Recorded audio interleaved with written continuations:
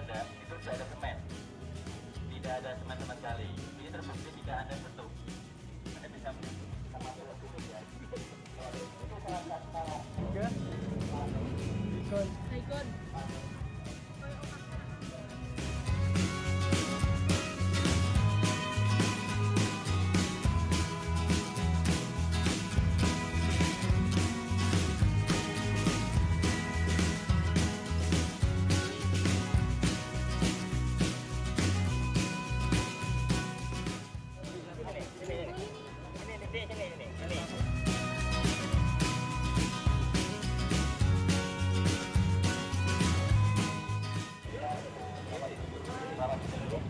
Masuk lagi.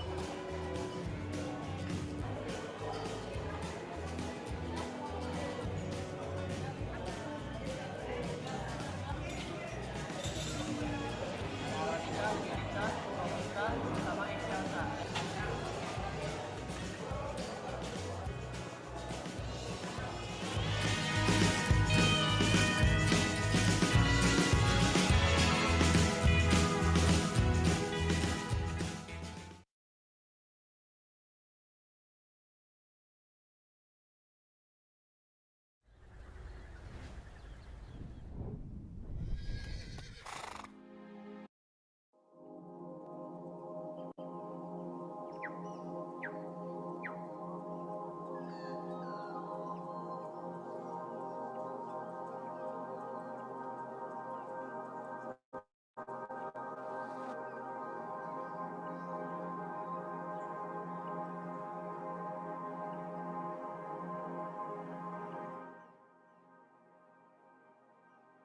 Nama saya Hasanuddin, biasa dipanggil Hasan tapi nama lengkapnya Hasanuddin.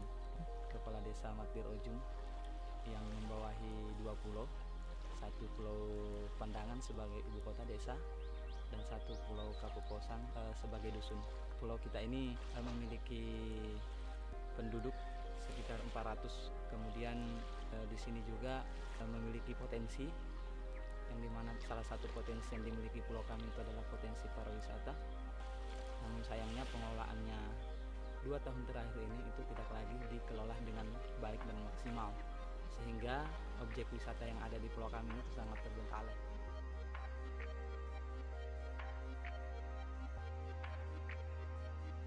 Saya Pak Sepa, saya adalah tokoh Kapukosan ini yang dibilang paling di bawah dengan pulau-pulau lain. Maksudnya yang Kapukosan ini kan dibanding dengan pulau-pulau lain anggaplah miskin sekali, perkembangan nelayan sangat rendah. Sekarang orang-orang di sini bisa menyekolahkan anaknya di luar karena mancing.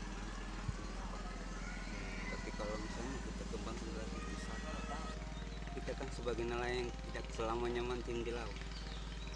Rezeki itu tidak selamanya kita bisa dapat. Tapi setelah ada wisata kita bisa berbagi. Potensi di Kapukosan banyak. Kalau kita ini sudah berbagi, tokoh-tokoh masyarakat dan pemuda. Sekarang kan pemuda tidak punya kegiatan apa-apa.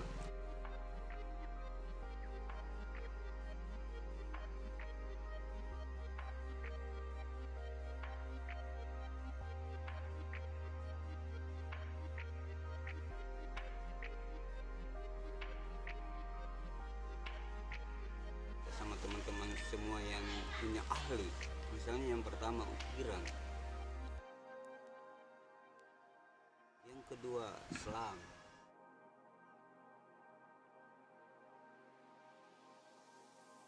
yang meleng-meleng, yang sampah-sampah itu bisa buat sesuatu yang bisa layak kita jual atau bisa kita layak kita pakai bersama, supaya kesadaran kita bisa terjaga, terlindungi. Apalagi mumpung kepala desa kita ini adalah putra daerah, ini kesempatan sekali untuk membangun pulau. Saya minta teman-teman yang ada, yang punya kualitas, yang punya bahasa yang lebih ini keren atau ayo datang ke Kapukosan, kami terbuka. Bukan untuk kami juga, dan untuk anak-anak kami. Kalau ilmu yang kau berikan sama kita, nanti kau pulang kita bisa membagikan sama anak-anak kita. Jadi harapan kami selaku pemerintah desa ya, sekiranya ini kampung, karena kan semua orang sudah mengetahui potensi yang dimiliki pulau ini, tentu kami juga tidak bisa berjalan dan bergerak sendiri untuk membangun kita punya pulau ini. Jadi kami berharap juga ada support dari pemerintah, baik pemerintah daerah, provinsi sampai pemerintah pusat, untuk juga bisa melirik kondisi kami di sini. Ya, itu harapan kami, dan teman-teman yang di luar dari pemerintah itu juga seperti pemerhati ya, untuk juga dibutuhkan masukan-masukannya untuk pengembangan pulau kami.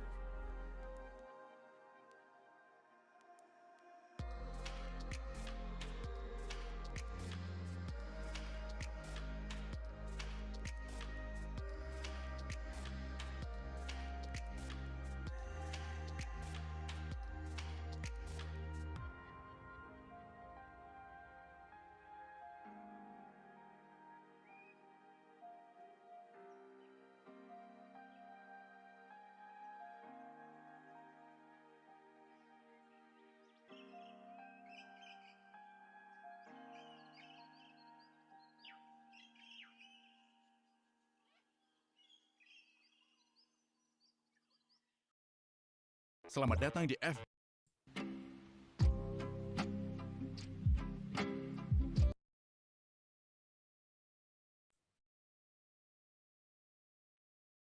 Halo, selamat sore teman-teman semua. Selamat datang di acara Sekolah Telusuri Daring, cara Jitu membangun branding untuk UMKM. Perkenalkan, nama saya Mauren dari Telusuri, selaku pemandu acara sore hari ini yang akan menemani rekan-rekan semua sampai nanti kurang lebih sekitar 1 jam ke depan ya. Nah, gimana nih teman-teman kabarnya hari ini? Kalau boleh tahu, absen dulu yuk. Boleh, pengen tahu nih dari mana aja, silahkan ketik di kolom chat. Ya, kemarin ada yang daftar dari Solo, ada yang daftar dari Semarang, ada yang dari Sumatera juga, ada yang dari Bali, terus ada yang dari mana ya, kemarin ya, ramai banget sih. Semoga selalu sehat ya. Jadi mungkin sebelum acara dimulai, saya akan mempresentasikan sedikit apa sih Telusuri. Jadi mungkin banyak di antara teman-teman di sini yang belum tahu ya apa itu Telusuri. Nah, jadi Telusuri itu merupakan rumah bagi para pejalan, komunitas lokal, dan juga para pelaku wisata untuk menceritakan kekayaan alam, adat istiadat, kemudian budaya, perjalanan, sampai isu-isu pariwisata. Nah, nggak cuma isu-isu pariwisata aja, tapi juga UMKM yang ada di dalamnya itu juga kita ceritakan, termasuk misalnya ada industri batik, kemudian ada industri keripik, ya ada di desa wisata mana gitu ya. Nah, itu kita ceritakan di Telusuri. Jadi boleh banget nih kalau misalnya teman-teman yang ada di sini mau cerita soal produknya, soal jasanya, nanti bisa aja hubungin Instagramnya di @ayotelusuri ya. Jadi nanti kayak chat aja, halo Mbak nih kenalin aku punya produk ini, boleh dong nanti ditulis di Telusuri. Nah, nanti kontak aja di @ayotelusuri. Nah, salah satu program kami kali ini yaitu, ini dulu nih, Sekolah Telusuri. Oke, jadi selain website, kita juga punya program yang namanya Sekolah Telusuri, sebuah ruang yang bertujuan untuk membuka mata kita tentang bagaimana memandang pariwisata melalui karya tulisan, foto, dan juga video. Jadi beberapa kali kita mengadakan kelas-kelas lokakarya tentang penulisan perjalanan, gimana cara bikin konten yang bagus, kemudian gimana cara bikin video yang bagus gitu ya. Nah, ini beberapa kegiatannya kita. Siapa tahu nanti setelah acara ini kita bisa berkolaborasi untuk bikin Sekolah Telusuri di tempatnya teman-teman gitu ya. Ini contohnya saat Hari Perempuan tahun 2020 kemarin sebelum pandemi, kita mengadakan Sekolah Telusuri Hari Perempuan bareng sama Acara. Jadi Acara ini sebuah kafe jamu yang ada di Jakarta. Kita ajak nih teman-teman influencer perempuan untuk jalan-jalan ke sana, melihat proses pembuatan jamu secara modern itu seperti apa, mengenal khasiatnya dan juga filosofi yang ada di dalamnya. Kita juga sempat berkolaborasi dengan Wikiti, salah satu produsen sih kayak kelas teh gitu ya yang berasal dari Solo dan juga Yogyakarta. Kita belajar mengenal macam-macam teh, kemudian sejarahnya, filosofisnya seperti apa, hingga cara penyeduhan yang benar supaya teh ini punya manfaat untuk tubuh. Nah, siapa tahu nih teman-teman di sini kan produknya macam-macam ya. Siapa tahu nanti ada yang tertarik untuk kolaborasi, bikin acara-acara serupa, boleh banget hubungin aja ke kita. Boleh next. Nah, salah satu program kami yaitu Pekan Raya Pariwisata. Tahun ini kembali diselenggarakan, sebelum tahun sebelumnya kita selenggarakan juga selama 1 minggu penuh. Kalau tahun sebelumnya kita mengangkat tentang pariwisata mau dibawa kemana, karena saat itu juga masih pandemi. Tahun ini kita mengangkat tema perjalanan selanjutnya, khususnya bagi teman-teman para pelaku wisata dan juga UMKM. Kita ingin mengajak teman-teman semua untuk bangkit gitu ya, sama-sama belajar di senggang nih, waktu senggang ketika ibaratnya PSBB, PPKM ada di mana-mana, teman-teman agak susah jualan. Nah, kita ya udah yuk kita sama-sama belajar di sini untuk meningkatkan skill gitu. Nah, ini ada rangkaian acara Pekan Raya Pariwisata. Jadi acara kemarin dibuka tanggal 27 September bertepatan dengan Hari Pariwisata. Kemudian nanti akan ada rangkaian sekolah telusuri mulai dari branding produk, digital marketing, pengembangan produk lestari, sampai bagaimana teman-teman bisa diajak untuk mengelola keuangan secara maksimal supaya bisnisnya sustainable gitu. Nah, selain itu hari ini tentunya seperti yang sudah teman-teman tahu, kita akan belajar bersama-sama untuk ngomongin strategi untuk ngomongin branding bersama Mas Ipe. Jadi Mas Ipe ini merupakan founder dan CEO dari Katon Indonesia. CEO dari Katon Indonesia sendiri memiliki misi untuk membawakan UMKM naik kelas, mulai dari merebranding elemen pemasarannya sampai ke hal-hal yang lainnya. Jadi dari sini nanti kita tahu bahwa branding itu bukan hanya sekedar logo, branding itu macam-macam nih turunannya. Terus apa aja sih yang akan dibutuhkan ketika kita akan merebranding produk atau jasanya kita. Nah, nanti Mas Ipe akan ngasih tahu bocoran-bocorannya di sini. Oke, nah mungkin nggak usah berlama-lama kali ya teman-teman. Jadi saya akan perkenalkan dulu Mas Ipe. Mau saya sapa dulu. Halo. Halo Ipe, gimana kabarnya? Baik, Mbak Mauren. Apa kabar, Mbak? Iya, baik banget. Semoga sehat ya. Amin, amin, amin. Semoga sehat semuanya. Oke, nah ini udah cukup rame nih Ipe. Habis ini setelah membacakan tata tertib, nanti kita akan segera mulai acaranya ya. Ayo, boleh. Oke, sip. Jadi teman-teman, sebelum memulai acara, saya akan membacakan tata tertib sedikit. Jadi nanti dimohon teman-teman menggunakan format nama peserta dengan format nama lengkap. Kemudian jika ada pertanyaan, teman-teman bisa menuliskannya di kolom chat ataupun klik tombol raise hand. Jadi nanti ketika sesi tanya jawab, teman-teman bisa bertanya secara langsung. Kemudian pastikan mic selalu dalam keadaan mati ketika nanti Mas Ipe menyampaikan materinya, jadi supaya tidak terganggu gitu ya, dan acaranya berjalan lancar. Itu saja. Oke, nggak usah berlama-lama lagi. Oh, ada satu lagi nih. Jadi kita juga teman-teman bisa membagikan keseruan acaranya lewat Instagram @ayotelusuri, bisa di foto ataupun bisa di screenshot gitu ya, acaranya tag ke Ayo Telusuri. Dan juga kalau masih Ipe Instagramnya apa? Keadilan Visual. Keadilan visual. Sama Instagramnya Keadilan Visual. Nanti bisa ke sana ya buat rame-rame. Iya. Oke, kalau gitu nggak usah berlama-lama lagi teman-teman semua. Jadi waktu dan tempat saya persilakan kepada Mas Ipe untuk memberikan materi. Silakan.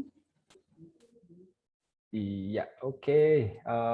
Terima kasih Mbak Mauren, terima kasih Telusuri, sebuah kehormatan bisa berada di tengah-tengah teman-teman, dapat kesempatan dari Telusuri untuk bergabung di acara yang emang keren dan saya tunggu-tunggu nih setiap tahunnya nih, akhirnya baru tahun ini dapat kesempatan untuk kolaborasi. Baik. Mas Ipe ini Semarang ya? Iya, betul Pak. Iya. Halo. Pernah WA-an. Oh iya Pak Iman. Oh iya. Halo. Ini memang banyak sahabat saya nih, teman-teman yang sering ikut pelatihan nih. Ada Mas Fatku, Snack Kupu ini, terus kemudian ada Mbak Vina. Saya ada lihat lagi siapa ya? Oh belum gabung semua. Ya, nanti mungkin akan ada banyak teman-teman yang menyusul ya. Jadi persaudaraan kita ini emang bisa disatukan nih sekarang dengan digital seperti ini nih. Oke. Saya izin share sambil share sound. Oke. Sudah muncul ya teman-teman semuanya? Terlihat? Kelihatan? Kelihatan ya? Ya, sudah Mas Oh, Ipe. oke. Sorry.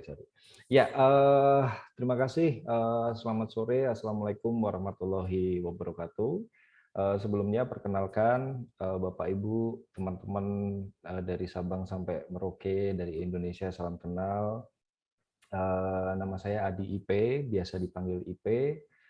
Saya asli Semarang, lahir dan besar di Semarang, sempat menempuh pendidikan desain komunikasi visual di salah satu kampus di kota Semarang, beberapa kali mengikuti perlombaan khususnya di desain. Jadi memang basic saya adalah berada di desain, kemudian di sekitar 2017 saya mulai belajar apa itu yang namanya marketing, dan ternyata desain dan marketing itu adalah dua hal yang tidak bisa dipisahkan. That's why kemudian pada sekitar tahun 2019 saya menciptakan satu coworking space ya.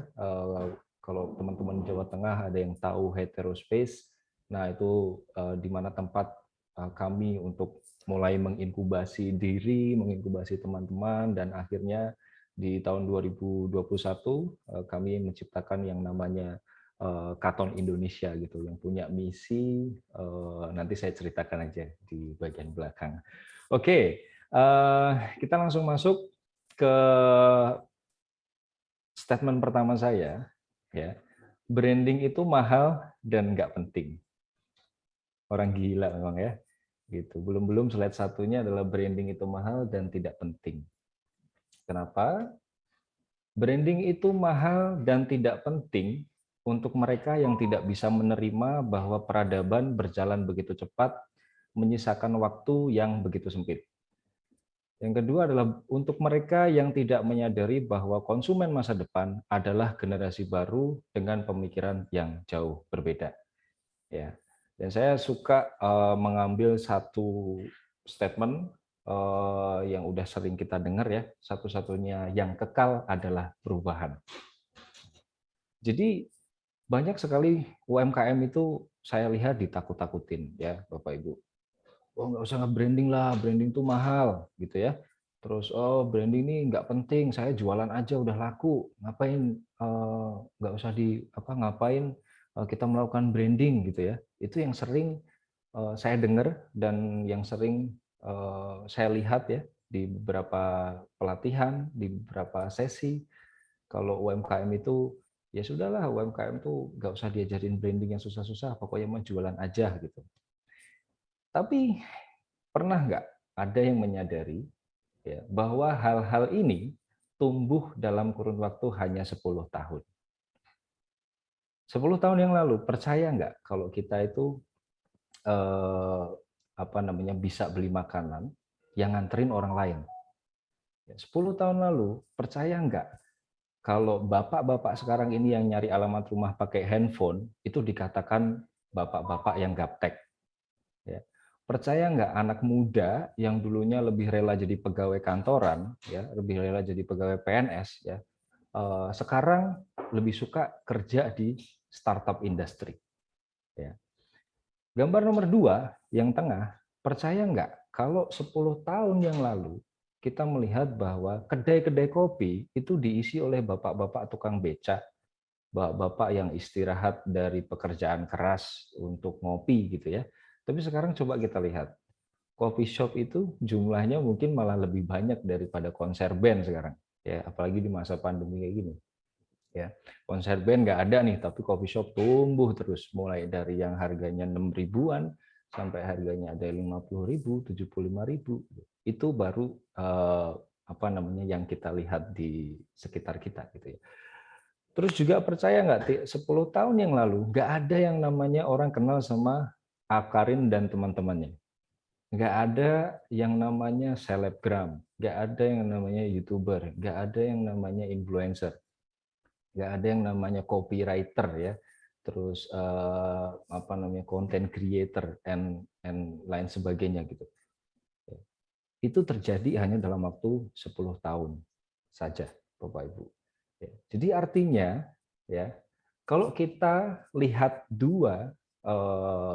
apa namanya dua hal ini ya, saya ingat betul di bagian kanan ini ya, kita tahu keripik yang ada di supermarket, di minimarket ya, tapi juga hari ini juga masih ada yang bikin keripik dengan kemasan seperti di bagian kiri gitu ya.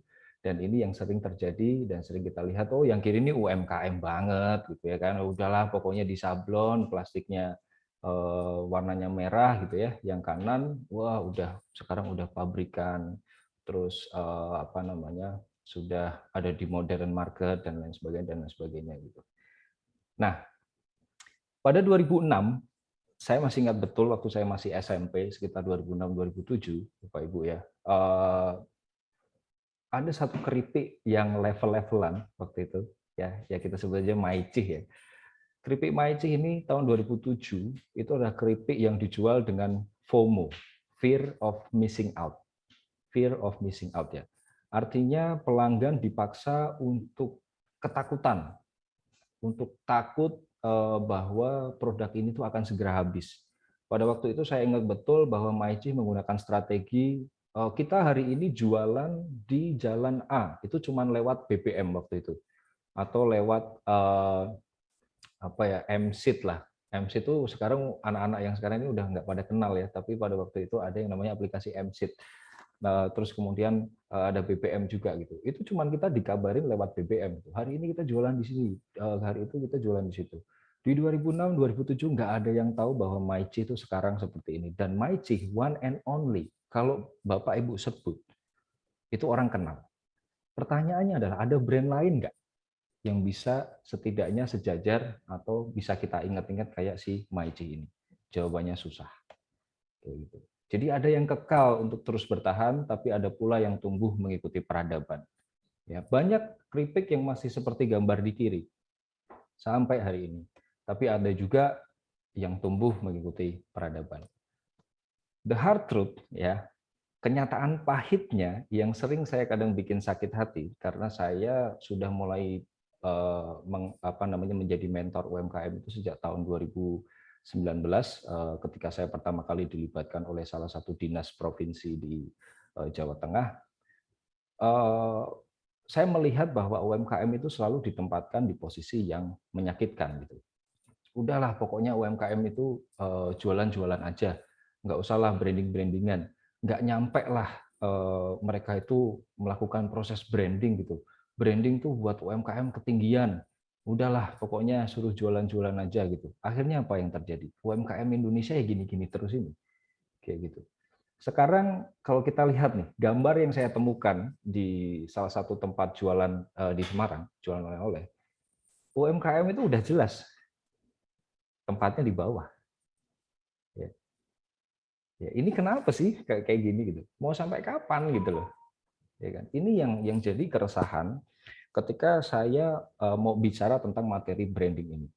Jadi ketika saya buat kelas kayak gini nih, saya nggak suka ngasih materi yang terlalu terlalu teoritis kayak gitu ya, tapi lebih ayo kita lihat bareng-bareng faktanya seperti apa. Dan faktanya teman-teman UMKM yang bungkusnya masih plastik dan hanya di stikerin seperti ini itu tempatnya ada di bawah.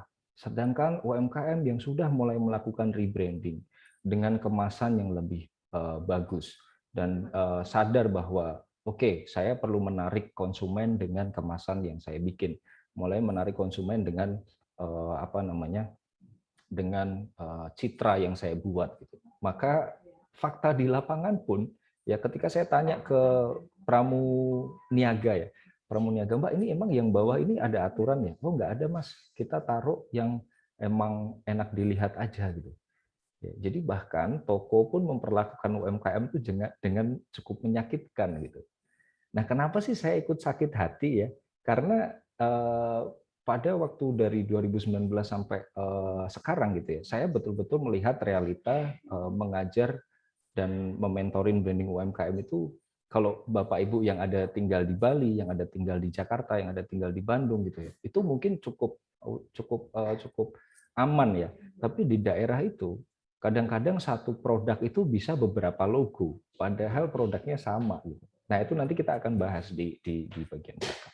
Tapi ini realita yang ada di lapangan. Nah, pertanyaannya adalah mau sampai kapan? Nah, sekarang ayo kita bilas muka, gosok gigi, dan evaluasi ya. Oke, sekarang kita coba rubah mindset kita menjadi mindset dari branding yang branding yang mahal dan nggak penting, jadi branding itu investasi yang sangat penting. Oke, kita mulai masuk ke materinya mulai sekarang. Yang pertama, sebelum kita masuk lebih jauh tentang apa itu branding bagi UMKM, kita mesti tahu fondasinya. Oke, for some reason, untuk beberapa alasan, materi ini akan terlihat terlalu tinggi. Tapi sekali lagi, kalau nggak ada yang ngasih tahu ini ke UMKM, lalu siapa lagi yang ngasih tahu? Kayak gitu. Jadi kami di Katon ya selalu mengajarkan kepada UMKM untuk jangan pernah minder, jangan pernah merasa rendah dibandingkan yang lain, jangan merasa gaptek, tapi merasalah untuk berani untuk belajar. Jadi kalau kita lihat Bapak Ibu ya, marketing itu ada beberapa part ya. Jadi ada periklanan, ada promosi, ada publikasi, kemudian ada public relation atau relasi publik, dan juga ada sales. Periklanan itu apa sih? Periklanan itu ketika kita membayar sesuatu, kemudian hal yang kita sampaikan itu terpublish. Kemudian promosi ketika kita pasang flyer di muka publik, itu adalah promosi. Kemudian publikasi ketika kita mulai bercerita ke orang-orang. Kalau relasi publik lebih kepada kita bercerita kepada tokoh-tokoh. Dan yang menarik ya, ternyata sales itu juga part dari marketing. Ya, kalau banyak orang yang bilang bahwa oke, marketing akan menghasilkan dua, marketing akan menghasilkan sales dan marketing akan menghasilkan branding. Tapi secara nggak sadar sebenarnya ketika kita melakukan proses marketing itu beberapa di antaranya adalah kita sebenarnya sedang melakukan proses sales gitu, tinggal closing atau enggak kayak gitu. Nah, itu yang saya ambil dari Alan Pipp ya. Lalu kemudian nih ada yang namanya brand ya. Jadi ada marketing, ada brand. Di brand itu sendiri itu akan ada 3 Bapak Ibu. Ada brand identity, dan ada branding. Ya, jadi kalau Bapak Ibu baru bikin logo, itu jangan bilang saya sudah punya branding. Bapak Ibu masih punya brand identity. Kalau Bapak Ibu baru punya nama, ya misalkan keripik Bu Susi, berarti Bapak Ibu baru punya brand. Nah, branding ini apa sih sebenarnya gitu? Branding buat UMKM itu apa sih gitu? Nah, kita akan bedah nanti satu-satu. Kalau menurut saya branding itu elemennya hanya sederhana aja gitu. Ada yang namanya ekuitas merek. Ya, jadi sebenarnya kita branding itu hanya mengejar ekuitas merek aja, nggak usah dipersulit gitu. Yang pertama ada kesadaran merek, ada kualitas merek, asosiasi merek, dan loyalitas merek, serta aset merek. Nanti kita akan bedah satu persatu. Oke. Next one. Ya. Sekarang kita latihan ya, Bapak Ibu. Silahkan bersiap untuk typing di kolom komentar. Saya ingin Bapak Ibu menilai dia ini siapa. Silahkan typing di kolom komentar ya. Dia ini siapa? Mungkin pekerjaannya apa ya? Magician. Deddy Corbuzier. Deddy Corbuzier pesulap. Deddy Corbuzier podcast. Oke. Oke, Deddy Corbuzier lagi. Deddy Corbuzier public figure, entertainment. Oke. Sekarang saya coba tunjukkan gambar yang kedua.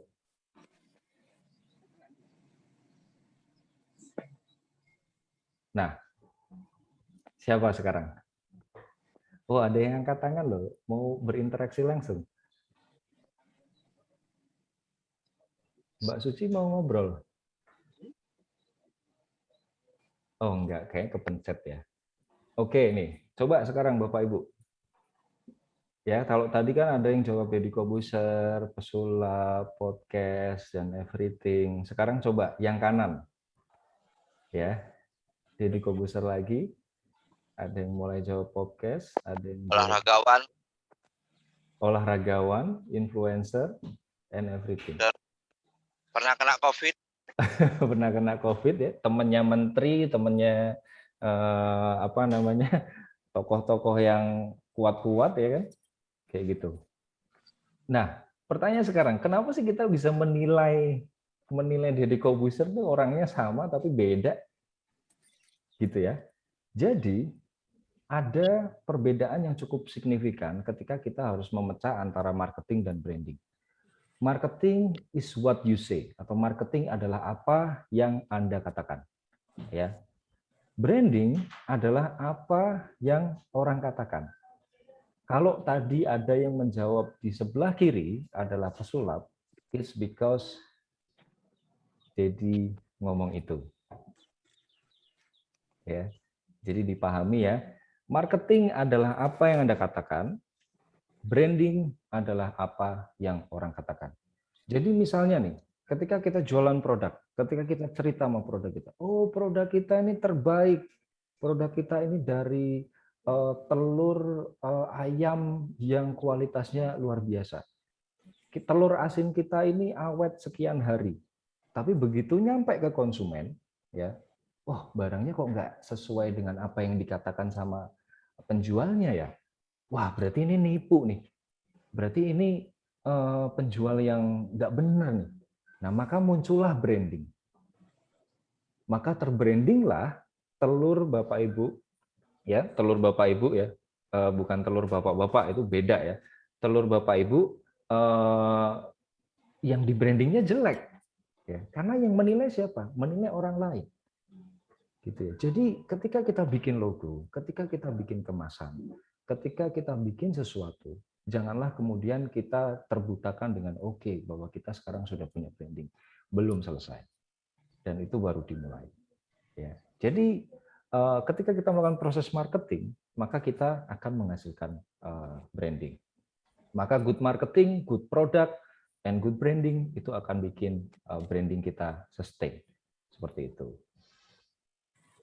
Oke, ini ada yang absen ternyata. Saya kira komen lagi. Siap Pak Sulaiman. Kita lanjut ya. Oke, sekarang. Nah, kita mau bahas dulu ya, kita iris dulu tipis-tipis ya. Apa itu marketing ya? Marketing adalah rencana. Sesederhananya Bapak Ibu ya, dari tingkat terendah sampai tingkat tertinggi, tingkat persaingan ya. Itu kalau di paling rendah itu marketing sama dengan selling. Tingkat persaingannya masih rendah. Mungkin kalau Bapak Ibu pernah lihat pergi ke nasi kucing, ke angkringan, kalau di daerah lain saya kurang tahu apa namanya, sering banget lihat nasi kucing yang tidak dibungkus ya, tidak di branding gitu ya. Sering lihat emping, peyek, kemudian kacang-kacangan yang hanya digoreng. Itu tingkat persaingan marketingnya memang masih rendah. Pokoknya saya bikin, kemudian taruh di tempat warung-warungan gitu ya, terus kemudian berharap ada yang beli. Terus kita naik ke berikutnya, marketing adalah 4P ya. Jadi tingkat persaingan mulai meningkat, orientasi adalah kepada produk, price, place, and promotion. Dan terakhir, persaingan-persaingan marketing yang lebih besar adalah tentang strategic business concept.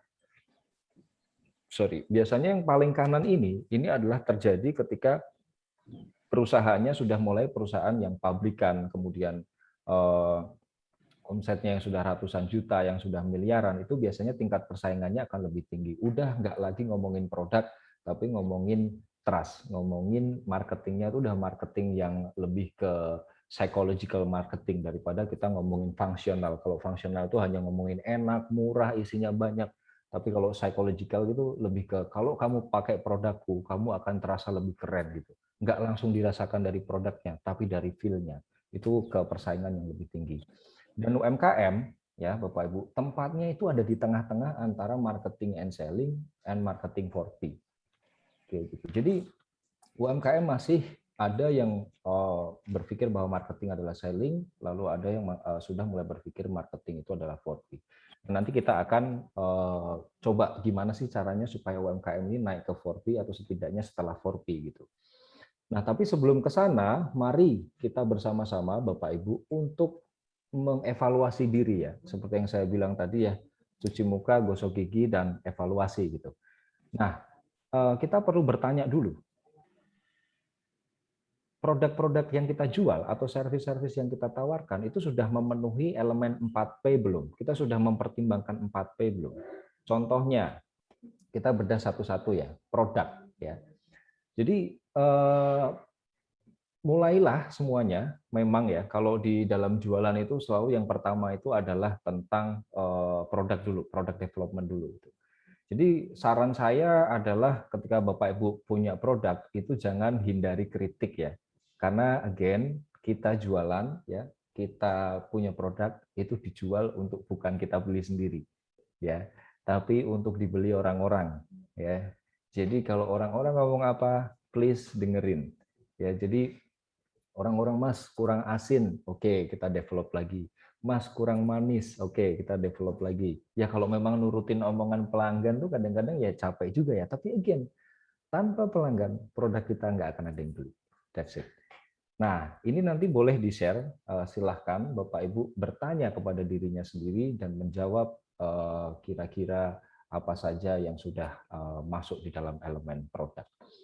Yang berikutnya adalah price. Nah, price ini menarik Bapak Ibu. Nanti saya akan ada kasus di study case di bagian belakang, tapi saya akan cerita sedikit ya. Jadi harga ini merupakan salah satu hal yang sensitif dalam sebuah bisnis. Umumnya konsumen akan menjadikan harga sebagai patokan untuk membandingkan Anda dengan kompetitor, termasuk juga di kasus rebranding. Banyak juga Bapak Ibu yang saya temui ketika saya masuk ke desa-desa untuk melakukan rebranding, masuk ke rumah-rumah penduduk untuk karena mereka nggak punya hall untuk pelatihan rebranding. Mereka cerita bahwa takut nih saya rebranding, takut harganya jadi mahal, kemudian takut nanti nggak ada yang beli dan lain sebagainya gitu. Padahal ya Bapak Ibu, setiap produk, setiap kemasan itu pasti ada pasarnya ya. Pasar di online shop, pasar di pasar tradisional, pasar di minimarket tentunya harganya akan beda-beda. Nanti kita akan bahas di belakang. Oke, ini saya juga sudah sertakan, nanti Bapak Ibu silahkan mengambil pertanyaan dan mengevaluasi dirinya sendiri. Yang berikutnya adalah place ya.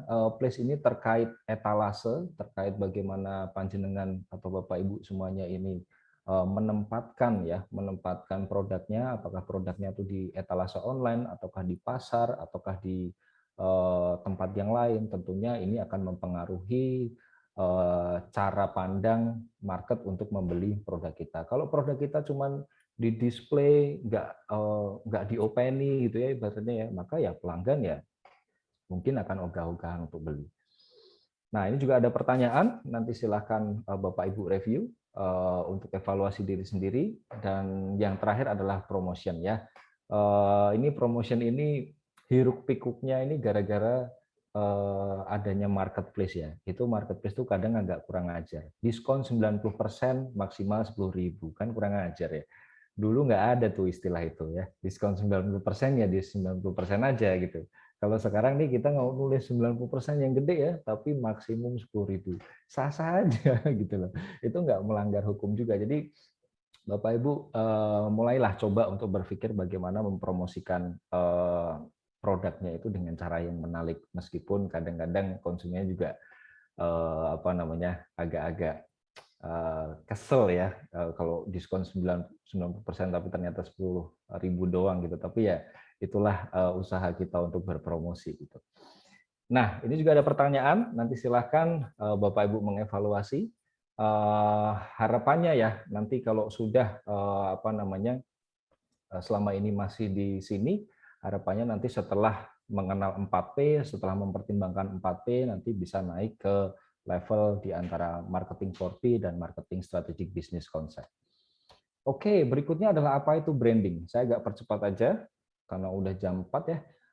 Branding adalah kegiatan marketing ya. Ini ya tadi ya kita lihat di awal ya. Deddy Corbuzier tuh nggak mungkin sekarang ini dinilai sebagai public figure, podcast dan temannya orang-orang gede kalau dia nggak memarketingkan dirinya terus-menerus gitu.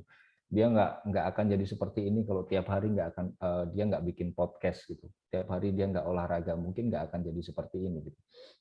Jadi artinya branding adalah kegiatan marketing terus-menerus untuk memperkuat brand Anda, ya. Jadi perlu diingat, kita tadi sudah bahas di depan bahwa brand identity, dan juga branding itu adalah 3 hal yang berbeda. Jadi branding itu dicapai dengan marketing untuk memperkuat brand Anda, seperti itu. Oke, kita sudah mulai mengerucut nih ke arah apa itu yang namanya branding, ya. Jadi kalau ngomongin branding UMKM itu kalau dibandingkan brand yang Bapak Ibu lihat di layar ini, memang tidak apple to apple, mungkin antara langit dan bumi. Tapi justru karena tidak pernah saya lihat ada brand UMKM yang dipampang seperti ini, ya ini kan agak menyedihkan ya. Maksudnya misalkan nih Indonesia bikin top brand UMKM gitu ya, pernah nggak? Nggak ada. Top brand UMKM 2021 nggak ada. Semua brand-brand gede yang yang ditampilkan gitu. Pertanyaannya adalah kok bisa sih gitu? Mau sampai kapan sih kayak gini? Saya berharap satu hari nanti mungkin dari Marketplace, mungkin dari kementerian atau bahkan telusuri nih nanti top brand UMKM 2021 nih, hasil kolaborasi telusuri sama Katon, amin misalnya, ya kan? Kayak gitu. Nah, banyaknya brand ini ya, kita kenal ada yang namanya persaingan bisnis ya. Ada Adidas lawan Nike, ada Coca-Cola lawan Pepsi, ada Google lawan dulu musuhnya Yahoo ya, sekarang udah jadi Facebook gitu ya. Ada McDonald lawan KFC, terus kemudian ya terbaru ada Netflix, Disney dan lain sebagainya. Hal-hal yang kita tidak bayangkan kalau dulu itu kita harus nonton film, ngopi DVD, ngopi CD ya kan. Sekarang nih dari handphone cuman bayar 60 sampai 170.000 udah bisa nonton Netflix, kecuali anak Twitter ya. Anak Twitter kan Netflixnya kakak 10 ribuan gitu ya. Udah ini pada ketawa semua nih anak kantor nih ya.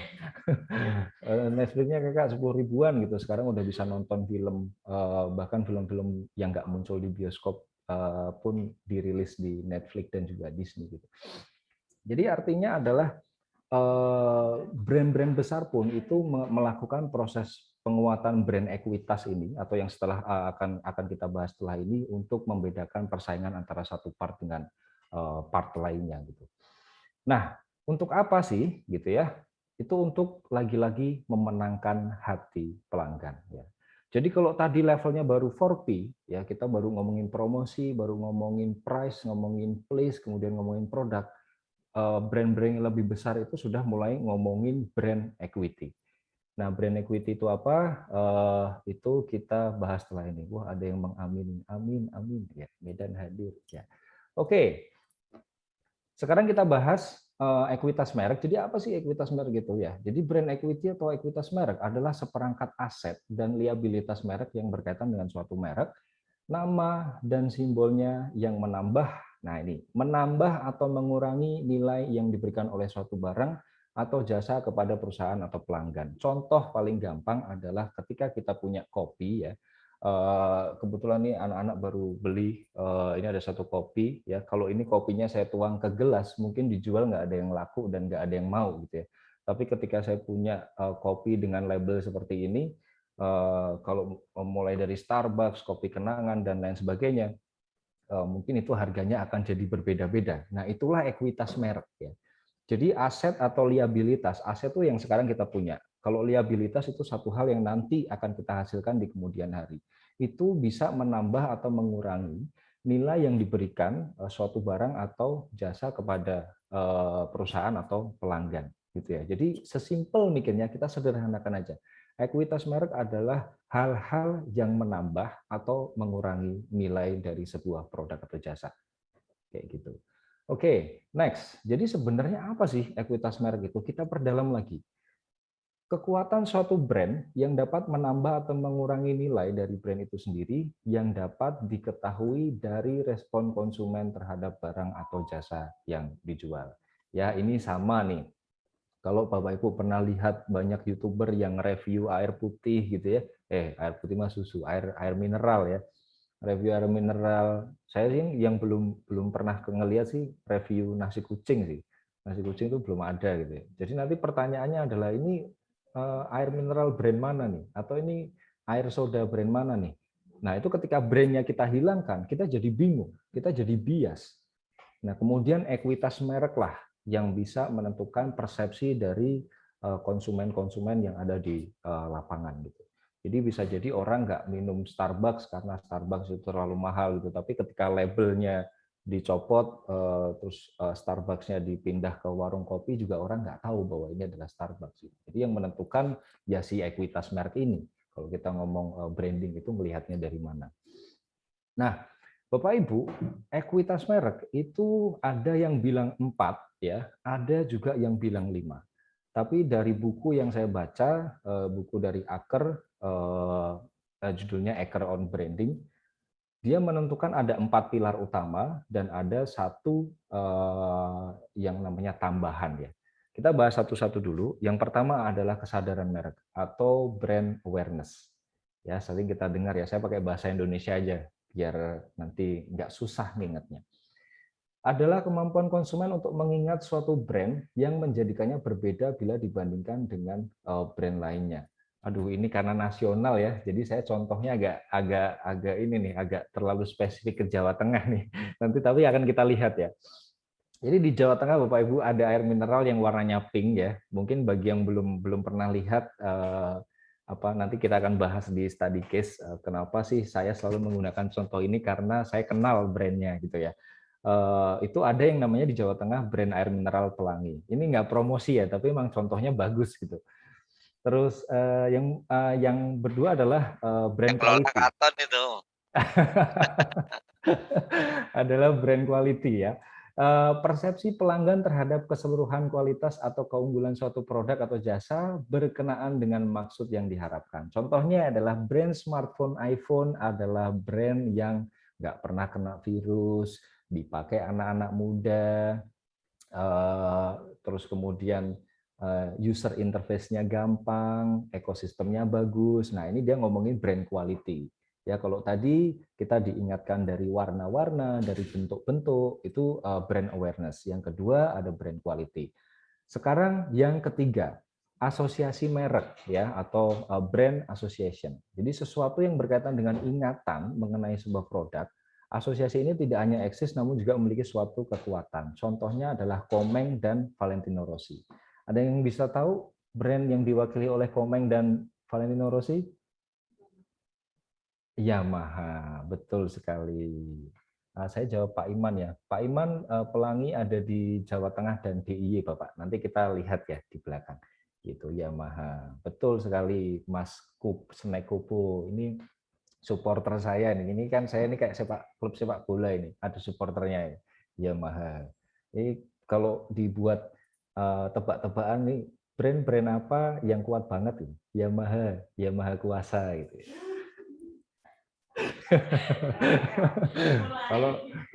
Kalau di kantor nih ketawa adalah joke saya, SOP-nya harus ketawa gitu.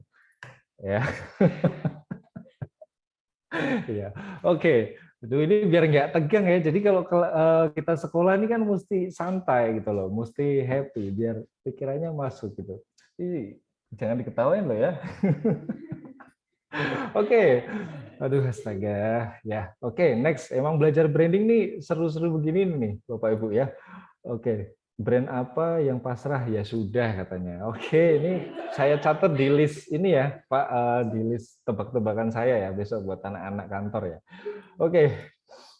Kita lanjut ya, nanti nggak selesai-selesai malah jadinya guyon. Oke, yang berikutnya adalah brand loyalty atau loyalitas merek, ukuran kesetiaan seorang pelanggan pada sebuah merek. Nah, ini yang lagi-lagi dilakukan oleh Apple ya. Jadi demi sebuah eksistensi, saya rela beli iPhone bekas. Itulah kenapa iPhone bekas tuh harganya masih nggak masuk akal ya. Kalau itu ditukar sama Android, kok ya udah bisa beli Android yang udah di middle up gitu ya. Masa beli Apple bekas, iPhone bekas yang X atau yang iPhone XR gitu-gitu ya, itu harganya masih 7 jutaan, 8 jutaan. Itu kalau buat beli Samsung ya udah dapat bagus gitu. Tapi again, orang-orang yang sudah menjadi loyalis brand ya, menjadi loyalis brand itu sudah nggak mikir hal-hal seperti itu. Dan akhirnya adalah aset merek ya. Jadi Aset merek itu contohnya lebih ke hal-hal yang nggak kelihatan. Misalkan kita ngomongin partnership, kita ngomongin trademark, dan lain-lain. Contohnya nih, oh gara-gara telusuri, saya kerja bareng telusuri, terus apa namanya, saya jadi kebuka pintu rezeki yang lain, terus semuanya jadi lebih mudah. Nah, itu adalah brand assets ya. Jadi brand assets ini sebuah branding yang tidak kelihatan, tapi sebenarnya ada. Misalnya saya main ke satu tempat ketemu Pak Iman nih, wah Pak Iman nih kelihatannya cah kono banget gitu, jadi semuanya jadi mudah. Kenal Pak Iman nggak? Ya kenal gitu. Ya saya anak buahnya Pak Iman misalnya gitu. Nanti semuanya jadi mudah. Nah hal-hal itu tuh aset merek gitu. Jadi brand asset yang yang tidak kelihatan namun ada. Nah Aker menempatkan 4 poin utama di sebelah kiri ini dan 1 poin tambahan di sebelah kanan sebagai nilai dari sebuah merek. Jadi kalau Bapak Ibu masih bertanya, oh produk apa namanya produk saya tuh belum memenuhi 5 elemen ini, nah itu berarti perlu dilakukan upaya-upaya untuk melakukan proses branding. Nah ini saya percepat aja, jadi ada 5 tingkatan, ada dari unaware branding, ada brand recognition, ada brand recall, dan brand top of mind, lalu ada brand dominan. Nah, kebanyakan bicara hanya sampai ke top of mind, tapi saya punya pemikiran lain bahwa di atas top of mind itu ada brand dominan. Contohnya brand top of mind itu adalah merek pompa air ya. Pompa air itu di top of mind orang Semarang, orang Jawa ya. Saya nggak tahu kalau di tempat lain. Kalau beli pompa air itu beli sanyo. Ya, lalu saya mau beli sanyo gitu, itu top of mind. Secara nggak sadar kita sebut, tapi belum tentu sanyo itu menguasai market. Kalau sudah menguasai market dan sudah top of mind pula, itu namanya dominan. Contohnya Aqua. Kita mau beli air mineral, kita bilang Pak mau beli Aqua, padahal mungkin yang datang merek lain gitu.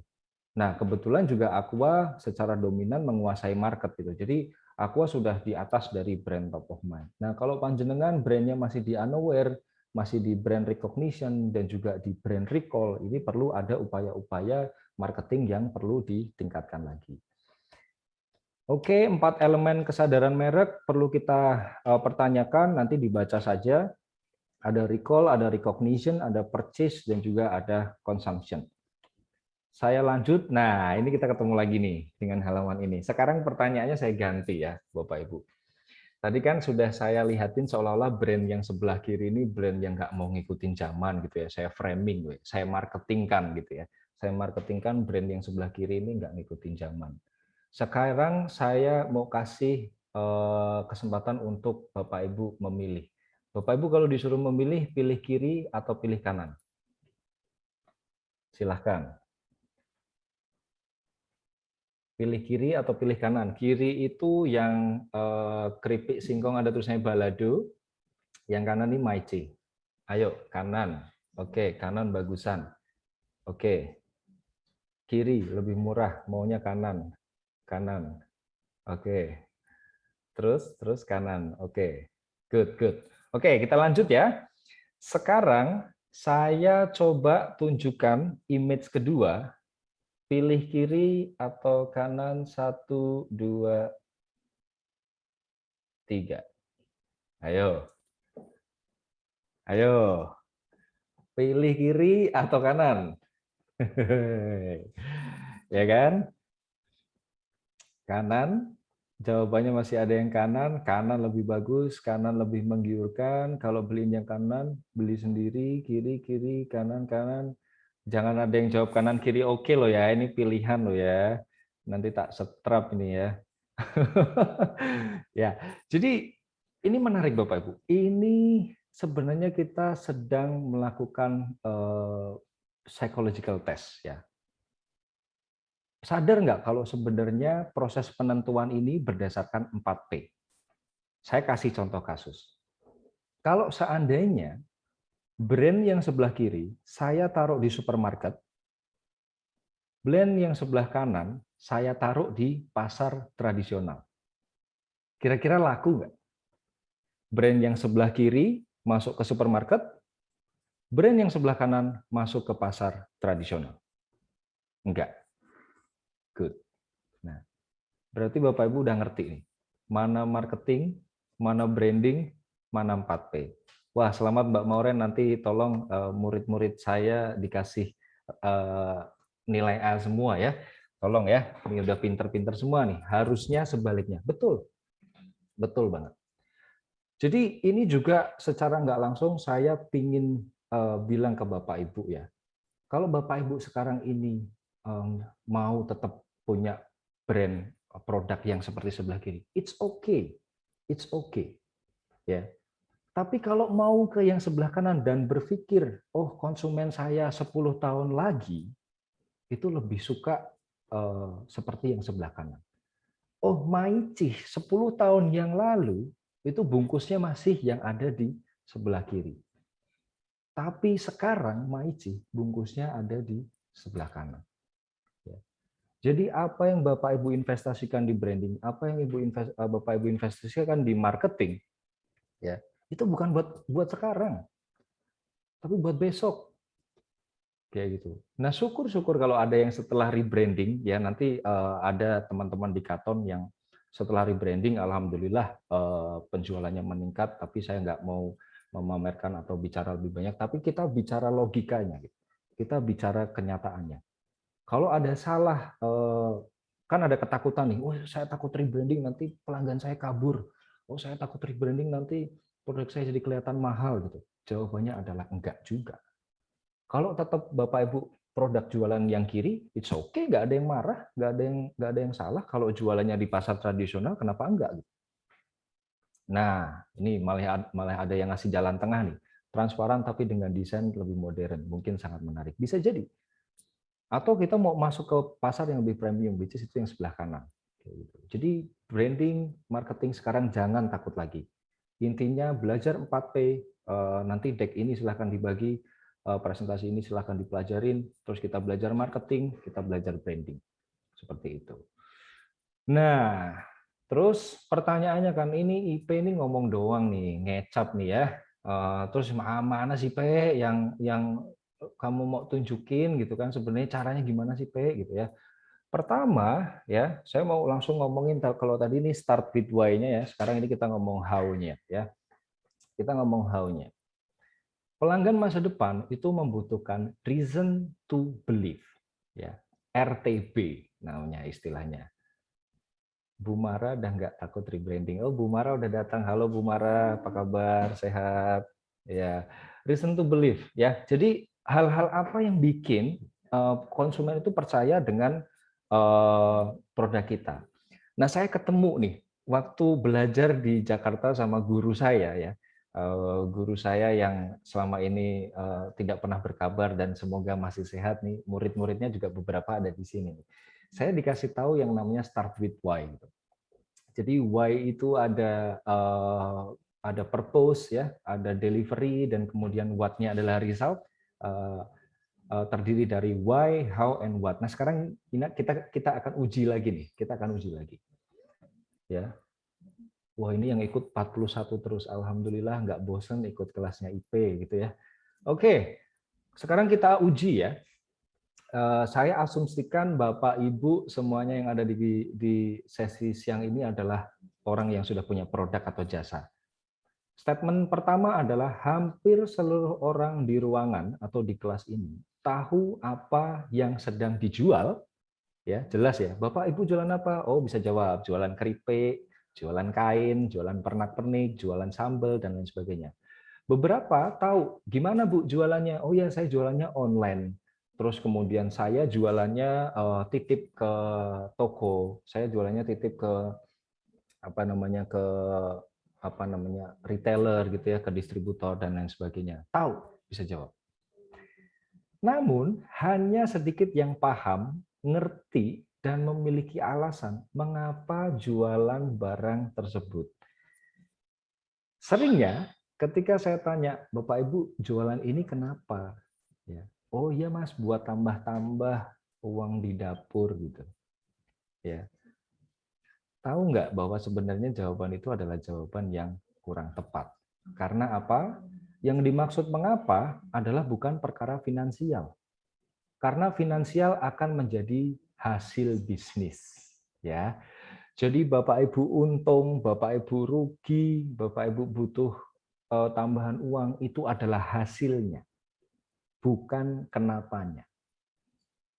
Nah, UMKM Indonesia banyak sekali yang tidak punya reason to believe, yang tidak punya alasan kenapa saya jualan barang ini. Kayak gitu. Sekarang kita akan coba bedah ya dengan contoh ya. Kita akan bedah metode ini dengan contoh. Saya punya satu produk yang semua orang Indonesia ini suka ya. Pada contoh kasus sambal misalnya ya. Mayoritas pebisnis itu menjual yang lebih pedas, lebih enak, lebih mantap, atau tanpa bahan pengawet. Seperti itu ya. Tapi nggak pernah ada yang menganalisis atau berpikir bahwa konsumen Indonesia itu cenderung merasa kurang lengkap jika makan tanpa sambal. Ini kasusnya sama kayak kerupuk. Kerupuk itu kalau orang Indonesia nggak makan pakai kerupuk, nggak makan pakai sambal itu katanya nasi dan lauknya itu kurang enak. Gitu. Nah, jika kita komunikasikan mulai dari what dulu ya, kita mulai dari result-nya dulu, maka hasilnya akan seperti ini. Sambal super pedas dengan rasa rumahan, berbahan alami tanpa bahan pengawet. Oke. Kita sekarang ngomongin delivery. Kemasannya menarik dan dapat menjaga kualitasnya. Lalu ditanya, mau beli nggak? Saya coba lihat brand lain dulu ya, yang lebih murah mungkin. Nah, saya coba lihat brand lain dulu ya, yang sudah punya merek misalkan. That's it. Ya. Tapi, nah ini sekarang kita coba aplikasikan ya. Setelah kita punya start with what ya, kita punya start with what, kemudian kita coba aplikasikan ke desain. Karena ini kita lagi ngomongin branding ya, kita aplikasikan ke desain. Sambal super pedas dengan rasa rumahan, berbahan alami, tanpa bahan pengawet. Kemasannya menarik dan dapat menjaga kualitasnya. Hasilnya ya sambal pedasnya di sini mereknya digede-gedein. Bener apa bener, ya kan? Biasanya nih orang nih langsung gedein merek dulu nih. Padahal mereknya orang juga nggak kenal gitu. Nah, itu kalau mulai start with what ya. Sekarang kita akan memasuki cara proses berpikir yang benar dan mengubah komunikasi kita, mengubah komunikasi marketing kita mulai dari start with why. Ya, kita ngomongin purpose dulu. Karena hidangan terasa kurang lengkap tanpa adanya sambal.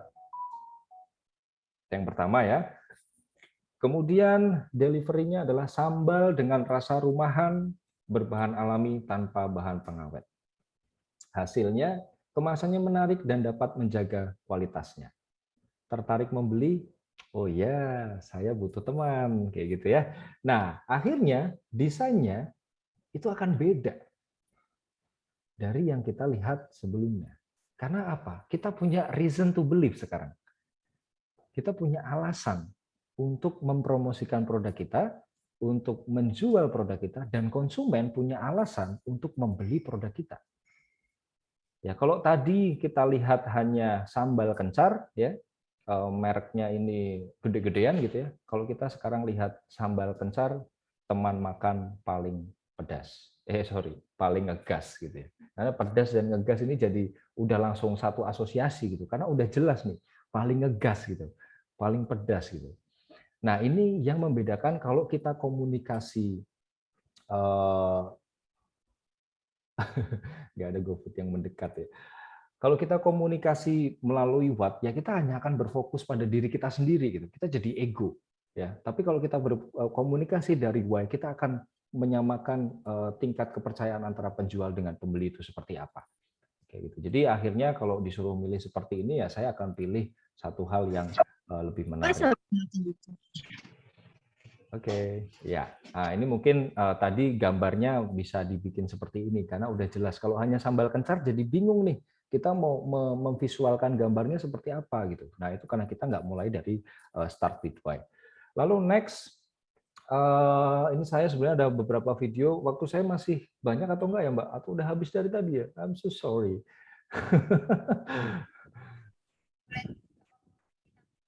Kenapa, Mbak?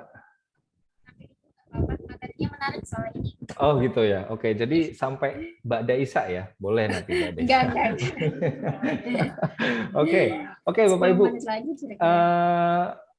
Ini saya akan nonton video. Oh, ini lanjut. Wah, digas terus. Ini lanjut nggak nih? Ini tergantung peserta loh. Ini saya wejian. Oke, mungkin saya lanjut aja ya. Saya kan orangnya ngeyel. Oke, Bapak Ibu, saya minta menganalisis beberapa video iklan ini, nanti kemudian menyimpulkan ya. Oke, yang pertama adalah iklan dari satu produk. Suaranya masuk? Masuk ya? Oke. Oke.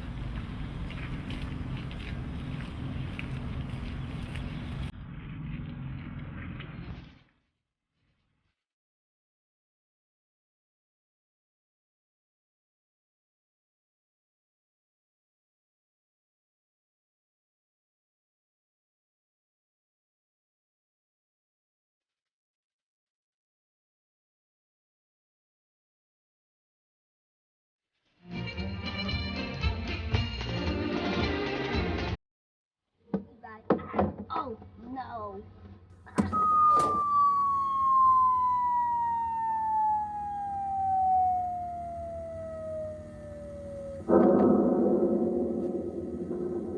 Oke, ini video pertama. Sekarang kita masuk ke video kedua.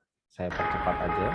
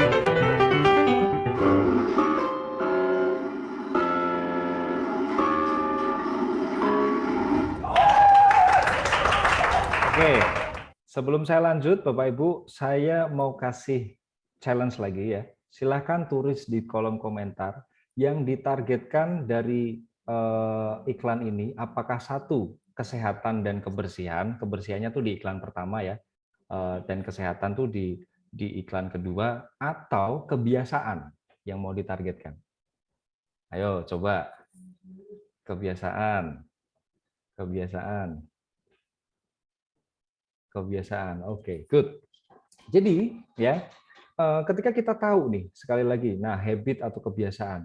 Nah, ketika kita meriset, ketika kita tahu why-nya ya, ketika kita tahu purpose-nya ya, kebersihan dan kesehatan yang kita targetkan itu akan berbeda perlakuannya ketika kita menargetkan habit-nya. Contohnya kalau kita hanya ngomongin kesehatan, ya udah tadi eskalatornya dimatiin juga udah jadi tangga gitu kan. Tapi kalau di taman juga sama juga gitu. Kita kalau ngomongin hanya kebersihan tinggal telepon dinas kebersihan urusan selesai gitu. Tapi kalau kebiasaan itu ada cara yang menarik gitu. Nah, saya hanya akan membahas itu aja nanti karena akan ada pertanyaan selanjutnya. Oke, yang berikutnya ini saya ada iklan, tapi akan saya skip aja karena iklan ini cukup panjang. Nanti Bapak Ibu bisa nonton sendiri di YouTube atau di slide saya karena slide saya ini online, jadi tinggal nanti linknya dibagi aja. Oke. Nah, ini ceritanya saya ceritain aja ya. Di Inggris itu ada pesepeda-pesepeda yang setiap tahunnya itu sering tertabrak mobil. Kayak gitu ya. Nah, akhirnya beberapa penemu itu bersimpati dengan itu, lalu menciptakanlah sebuah penemuan yang mereka kasih namanya Life Paint. Life Paint is a unique spray different to other reflective products on the market. Nah, When jadi you ketika apply it to the disemprotin surface, ini, the reflective particles will stick together seolah-olah with a dia special nyala. adhesive, making the spray invisible by day, but light up at night in the glare of it. Pedestrians. It's about Nah, sharing the road. lalu It's di not bagian all akhir, about mereka bicycles, bicara. it's about cars, it's about pedestrians. It's about sharing the road with other users. So it's great that a car brand has got involved. Yes. Mereka bicara bahwa jalan itu bukan tentang sepeda, tapi tentang mobil, tentang pedestrian, tentang apa namanya orang lain yang menggunakan apa namanya jalan gitu ya. Dan adalah hal yang bagus ketika ada sebuah brand yang bergabung di dalam semangat ini gitu. Maka terciptalah si Volvo Life Paint ini gitu. Nah, saya nggak akan kasih review di sini, tapi saya akan tontonin Bapak Ibu satu iklan lagi, ya, satu iklan lagi sebelum terakhir nanti. Iklannya adalah iklan dari sebuah brand mobil di Indonesia.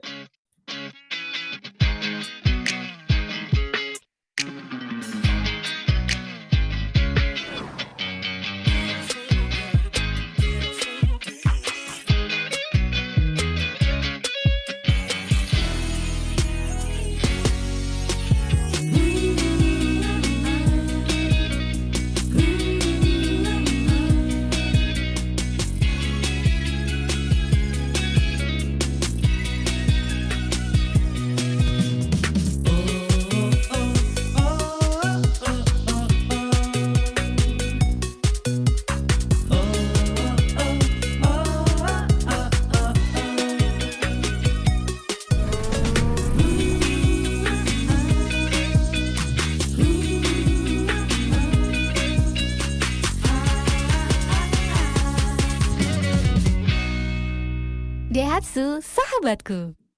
Nah, oke. Sebelum saya tanya ngobrol tentang iklan ini, saya mau tanya dulu, Bapak Ibu. Tadi ada yang sadar nggak? 3 iklan yang sebelum ini itu brandnya apa aja?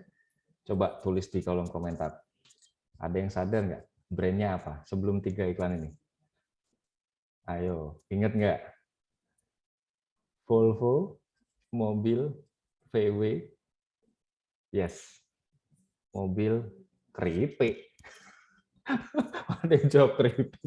Oke, jawabannya adalah VW dan Volvo. Pertanyaannya nih, ngapain sih brand segede VW dan Volvo itu kok ngurusin pesepeda, kok ngurusin tempat sampah, kok ngurusin orang naik tangga, ngapain gitu? Ya kan? Nah, jawabannya adalah karena iklan-iklan yang barusan kita tonton tadi ya, itu terasa akan sangat buat sentris gitu. Hanya akan terasa, oh ini hanya fiturnya yang dijual hanya terlalu fungsional gitu. Nah ini Bapak Ibu mesti hati-hati ke depan ya. Cobalah bikin komunikasi-komunikasi yang sifatnya adalah psychological gitu ya, atau emotional benefit. Nah sebelum lebih lanjut dan kita nonton video terakhir, saya ada satu statement. Ini sebenarnya statement dari Simon Sinek. Saya kombinasikan sama Pak Subiakto karena kita sempat berdebat soal statement ini. Jadi people don't buy what you do, people buy what you make them feel. Nah ini menarik nih. Padahal harusnya people don't buy what you do, they buy why you do it gitu ya. Tapi ternyata setelah saya pikir-pikir benar juga gitu. Orang beli itu karena perasaannya, dan brand equity itu berperan banget di situ. Jadi kalau UMKM nih udah mulai bisa menyentuh perasaan-perasaan dengan memperkuat marketing, memperkuat komunikasi, memperkuat branding seperti cara-cara yang sudah saya tunjukin di atas, ya nanti satu momen Bapak Ibu sudah lagi nggak hanya ngomongin UMKM itu isinya banyak, harganya lebih murah dan lain sebagainya. Nah, sekarang ini barusan kita lihat Ayla ya, kita lihat lagi satu iklan. Ini semoga bisa selesai dalam 5 menit. Kita lihat dan rasakan perbandingan dengan iklan brand yang sama di video yang berikut ini. Ini aku, beda sama kamu, aku nggak asik. Beda sama kamu, dunia ini kejam sama aku. Beda sama kamu, aku tidak terlihat di dunia ini. Aku... Padahal bapakku paling asik satu klub bulat, ibuku paling asik satu supermarket. Mbak, supir, Kang Somai, semua asyik. Akhirnya aku dapat mobil pertamaku, Daihatsu Ayla. Datang diantar bidadari. Langsung jadi asyik sesuai selera mereka. Hidup jadi asyik, tengok kanan asyik, senyum asik, nggak asyik, pegang asik, klakson asik. Sekarang satu dunia jadi penuh perhatian. Termasuk dia. Tapi aku takut keluar mobil, takut jadi nggak asik. Dia ngajak keluar mobil, aku ogah. Dia keluar, dia maksa. Aku bertahan, tapi tenaganya kayak kuli. Aku pasrah. Dia kaget, aku juga habis lain mukanya. Dia senyum, aku pun. Dunia memang penuh kejutan. Hati mengalahkan semua. Percaya diriku bangkit, sebabnya Daihatsu Ayla. Asik. Iya, beda nggak rasanya dibanding yang tadi? Kalau ini nggak ada nih iklan ngomongin wah larinya kenceng gitu kan? Ini nggak ada istilah lampunya A B C D E, nggak ada. Dia cuma cerita ya, terus bikin orang ngerasa. Dan keselnya ya, dia sempat bilang dia kaget, aku kaget, habis lain mukanya gitu. Terus tenaganya kayak kuli. Berarti orang-orang yang pakai Ayla ini adalah orang-orang jelek yang pacarnya kayak kuli gitu ya. tapi ini jadi menarik gitu. Jadi menarik ketika sebuah iklan disajikan ya. Ini iklan punyanya Mas branding rokok hampir sama. Yes, betul karena rokok itu lebih susah, Pak. Nggak ada barang yang boleh diliatin. Makanya dia kreatif orangnya. Nah, di mobil ini adalah iklan buatan Mas Dimas C. Jadi Dimas C ini yang bikin, saya perlu mention karena saya ngelihat videonya ini sangat bagus, yang bikin iklan Ramayana, yang bikin iklan Indo Es Krim dan sebagainya. Jadi iklan-iklan yang dikomunikasikan dengan Start with Why itu rasanya akan sangat berbeda dengan iklan-iklan yang dikomunikasikan hanya dengan What gitu. Jadi perjalanan yang saya tunjukkan tadi ya, itu banyak mobil VW, Volvo itu sudah tidak mulai ngomong tentang fungsional lagi, tapi lebih mulai ngomong tentang emosional. Lihat Apple, mereka berkomunikasi, mereka komunikasinya selalu tidak, kalau ada produk tuh nggak pernah ngomongin yang namanya, oh RAM-nya segini, ya di beberapa kali kesempatan ada, RAM-nya segini, kameranya segini, tapi mereka cukup ngomong 5 kali faster than other smartphone kayak gitu. Jadi mereka sudah mulai menyentuh emotional benefit gitu.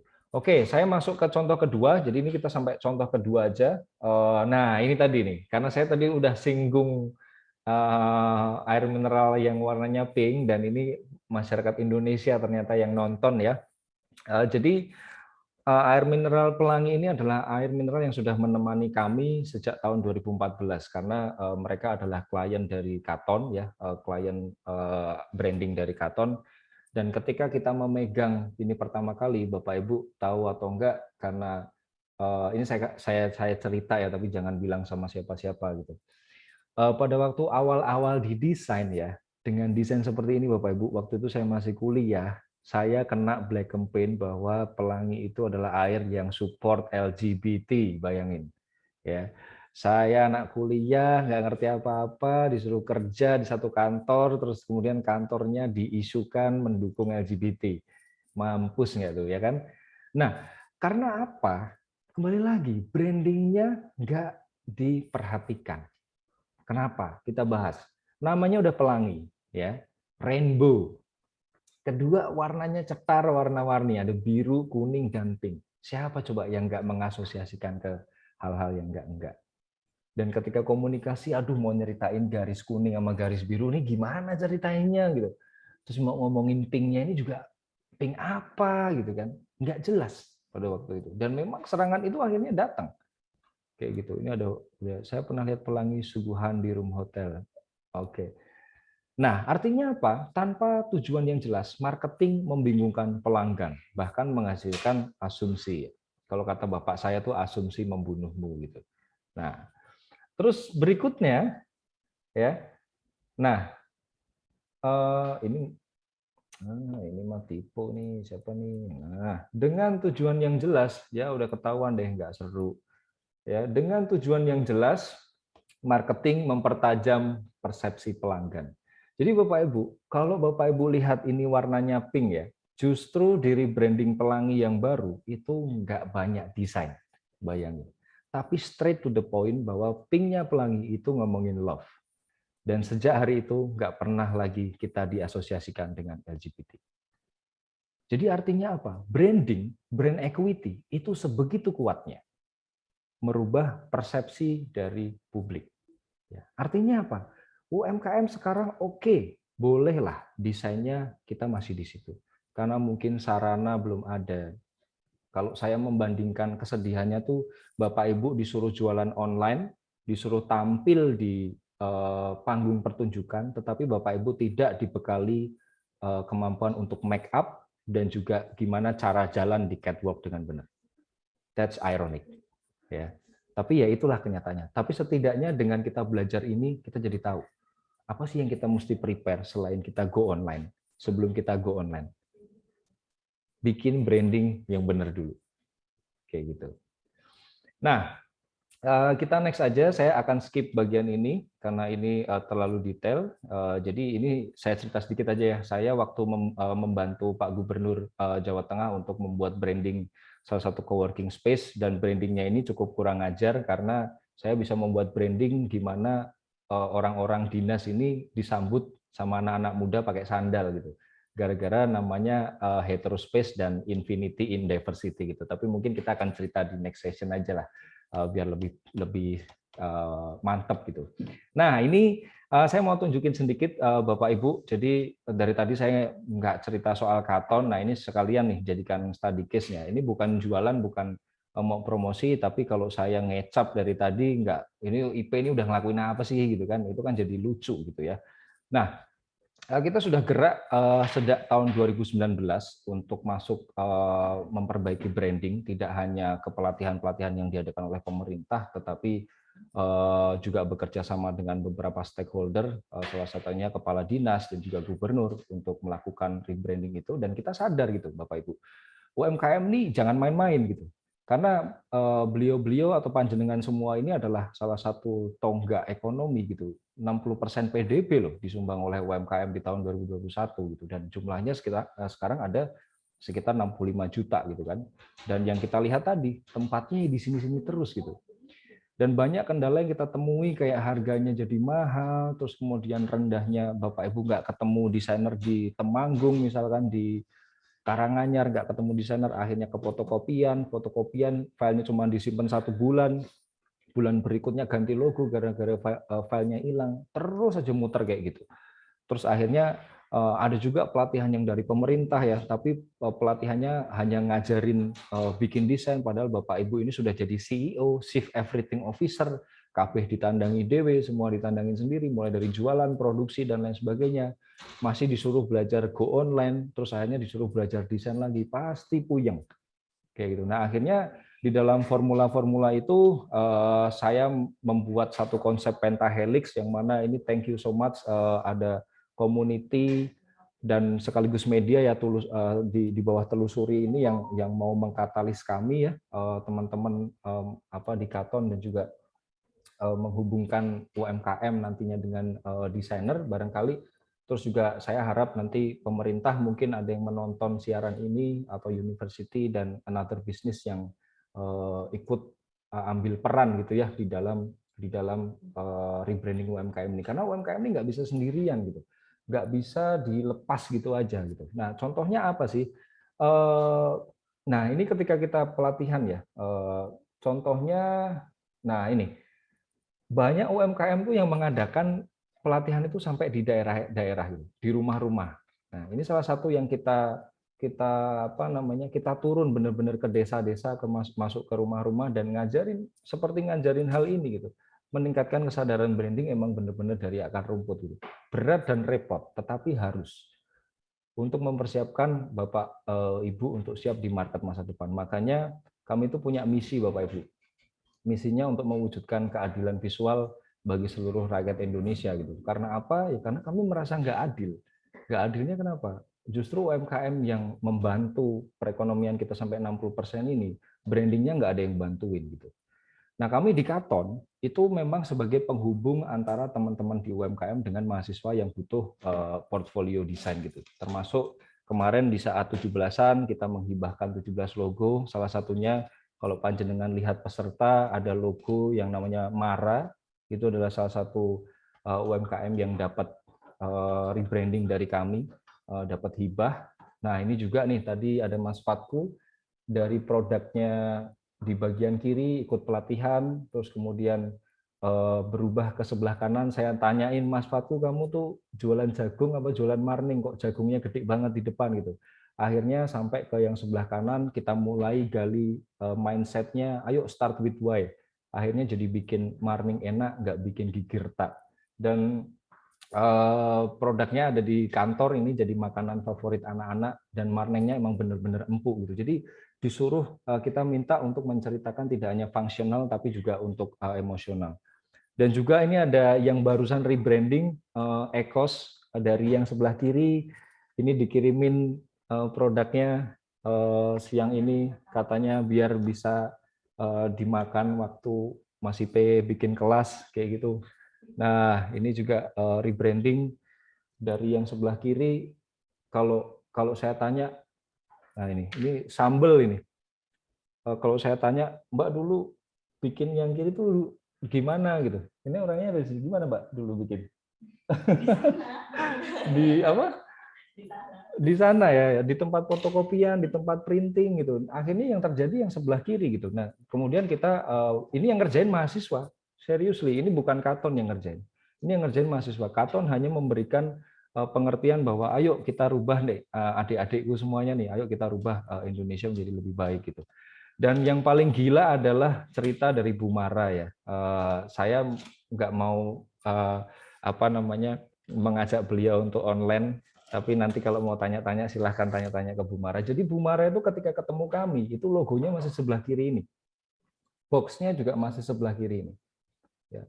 Tapi ketika kita ketemu kami, kita gali lebih lanjut, Bu, MC itu apa sih Bu gitu? MC itu Mara Collection Mas. Kenapa kok nggak pede ambil kata Mara Collection? Kok dibikin MC Zone atau Max Zone gitu? Ini bacanya gimana Bu?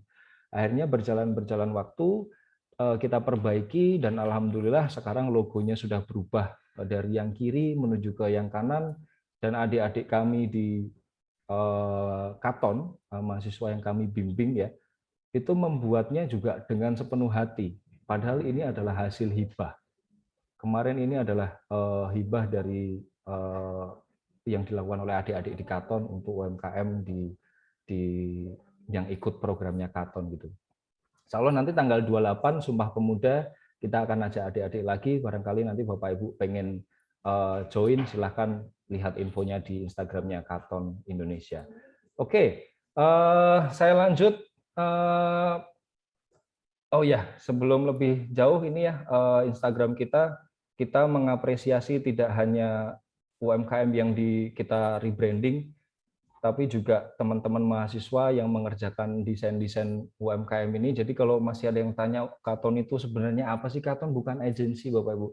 Kita nggak bikin desain, kita nggak bikin sesuatu yang ayo Bu kalau mau desain ayo bayar ke kita, enggak. Tapi memang kita menyalurkan itu semuanya ke teman-teman mahasiswa seperti itu. Supaya apa? Supaya tercipta itu tadi solusi yang pas, karena bertahun-tahun harga desain UMKM itu nggak pernah ada yang nolongin gitu. Nah sekarang ini ada adik-adik yang butuh portofolio ya, kayak saya waktu dulu kuliah susah nyari kerja, sekarang dicariin kerja sama Katon. Terus UMKM nih yang butuh desain, yang butuh logo, silahkan mengorder lewat kami, nanti kami salurkan ke adik-adik mahasiswa. Oh ya, satu contoh sebelum kita closing ya. Kemarin ada UMKM namanya Makmur Abadi. Ini kan logo UMKM banget ya. Logo UMKM ini mesti ini.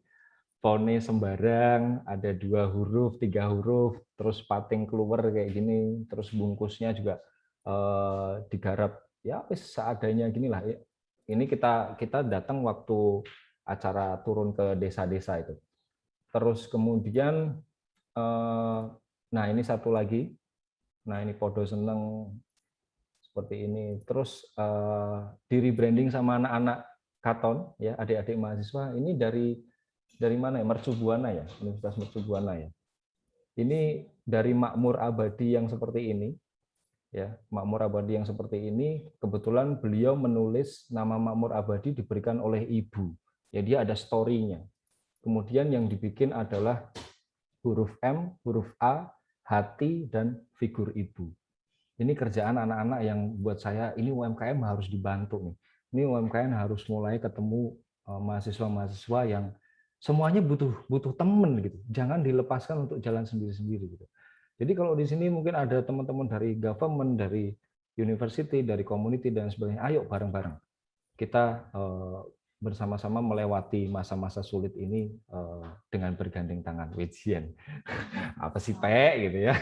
Oke, baik Bapak Ibu, untuk terakhir kalinya kuncinya tentunya apa yang Bapak Ibu dengarkan selama hampir 1 jam ini luar biasa sekali, bukannya malah berkurang, orangnya malah nambah jadi 45 ya. Ini ada penonton bayangan atau gimana nih?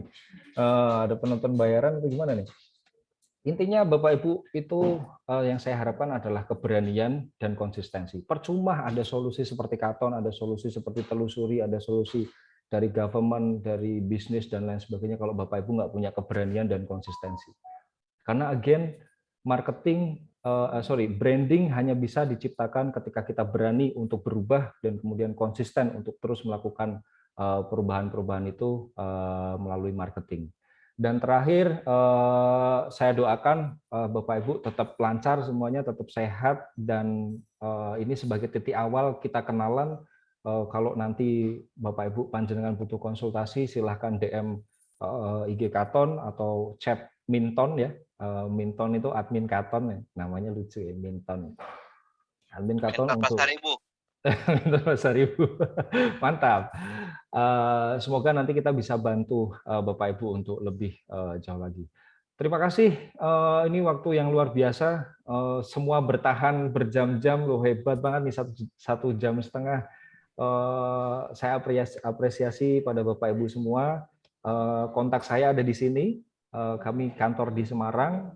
Kalau mau email, mau Instagram, mau WhatsApp, silahkan bisa mencatat atau main di tempat kami, karena sering banget nih banyak UMKM yang foto produk di sini, terus kemudian mampir untuk Mas ngicipi produkku gitu ya.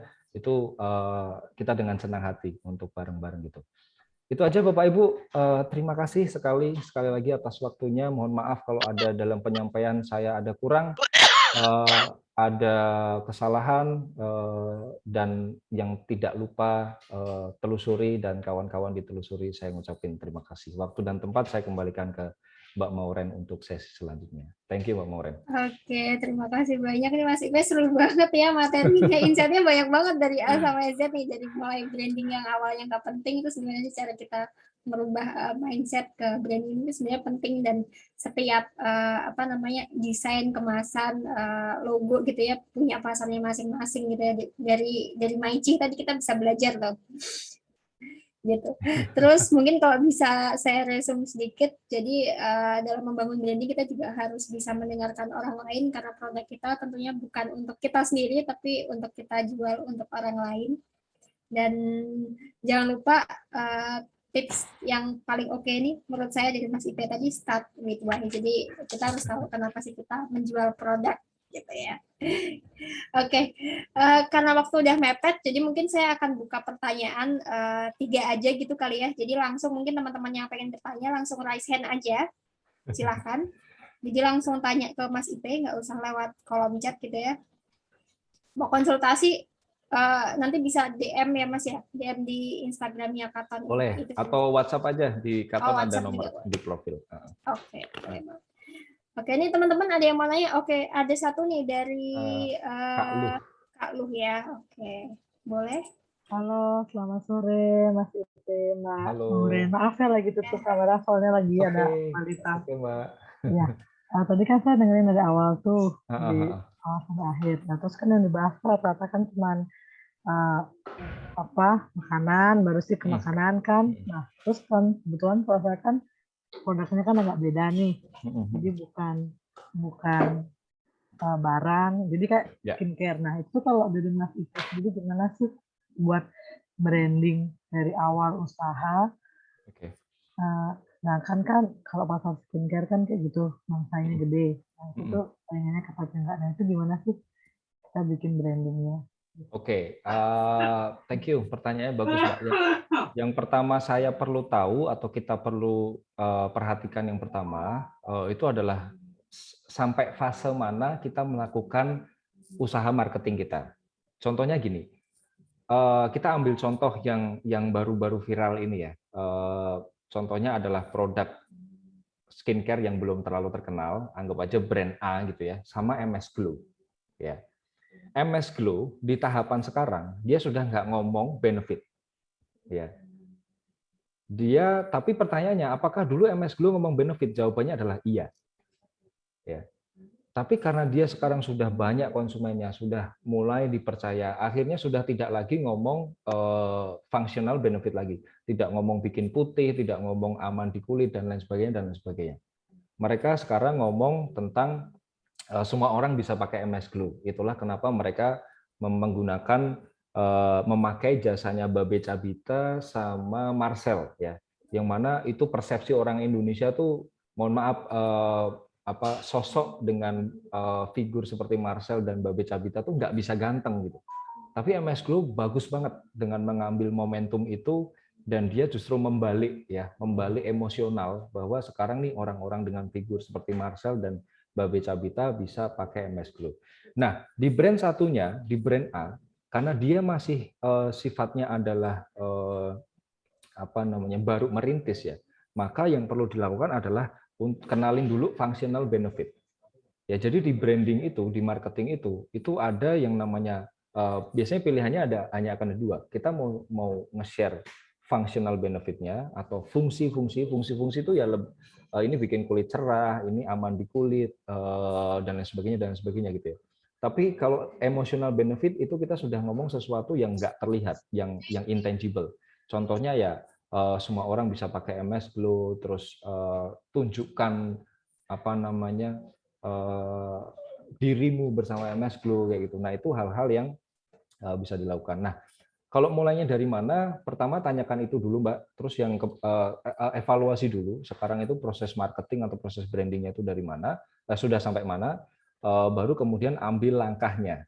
Nah, kalau sekarang ini kita ngomong tadi kalau kita ambil dari 4P ya, kita ambil dari 4P itu kita bisa pakai indikator untuk kita membranding, untuk kita sampai ke branding itu kan harus melakukan proses marketing ya. Nah, kita bisa mulai nih dari price-nya, ini good price untuk siapa, segmentasinya, terus kemudian kita place-nya itu ditaruh di mana, oh ini apakah di toko offline, apakah di toko online, dan lain sebagainya gitu. Terus promosinya apakah ini akan nanti muncul di promosi online, di Instagram, atau beli secara borongan, dan lain sebagainya. Justru ini sebenarnya yang kita nggak sadarin adalah perjalanan menuju branding. Kalau jawaban sederhananya mungkin kalau ditanya seperti ini, ya jawabannya mulai Mbak, ayo aktivasi Instagram. Mulai Mbak, ayo bikin toko di Tokopedia. Ayo mulai untuk titipkan ke teman-temannya, sering-sering di WhatsApp. Pertanyaannya kontennya apa? Gitu loh. Ya, kontennya apa? Yang mau diomongin itu apa? Nah, Mbak Luh perlu mengevaluasi itu dulu. Jadi sebenarnya branding kita, marketing kita atau produk kita itu hari ini sampai di mana. Nah, baru kemudian diarahkan menuju 4P ya. Nanti terus kemudian dikomunikasikan melalui start with why. kayak gitu. Jadi kalau saya menjawab mulainya dari mana, kembali lagi harus dievaluasi dulu, Mbak. Baru kita start metodenya akan mulai dari mana. Gitu Mbak Luh, semoga cukup menjawab ya, meskipun agak panjang. Iya ya, menjawab banget. Makasih ya Mas Ipe, Thank makasih you, ya Mbak. sama-sama Mbak Luh. Oke. Jadi teman-teman mungkin ada yang mau tanya lagi. Mumpung ada Mas Ipe loh, nanti pas habis acara biasanya ini ya Mas ya, kayak banyak DM masuk atau WhatsApp, halo Mas, saya yang ikut acara tadi, gitu. Karena hari ini malu-malu gitu. Oke, kalau misalnya nggak ada yang mau tanya lagi, teman-teman, ini juga sebenarnya waktunya udah kelewat lumayan panjang gitu ya, karena seru banget, seru banget. Jadi mungkin sebelum kita mengakhiri acara, teman-teman kita bisa berfoto bersama dan nanti saya mau minta tolong ke teman-teman semua, Bapak Ibu sekalian, untuk mengisi feedback form yang sudah ada di kolom chat. Jadi supaya acara kita ke depannya bisa lebih baik lagi. Gitu. Oke. Nggak kerasa ya teman-teman, kita udah 2 jam ya bersama-sama. Jadi mungkin kita bisa langsung foto bersama aja yuk. Gitu. Bisa dibuka kameranya semuanya. Silahkan yang mau ikutan foto bersama. Ya, kalau kata ibu-ibu di kelas sebelumnya, kapan lagi foto sama Lee Min Ho gitu katanya.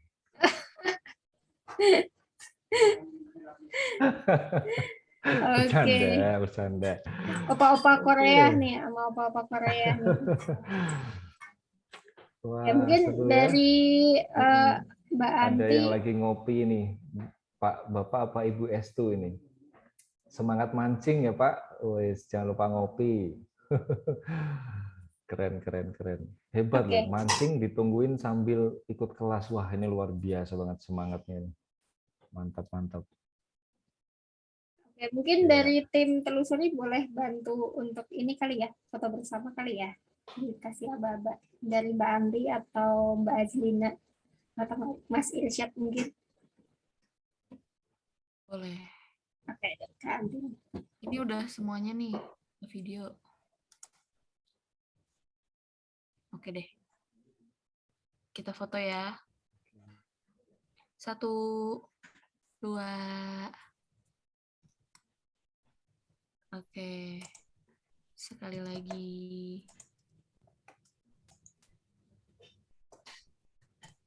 Satu, 2. Oke, mantap.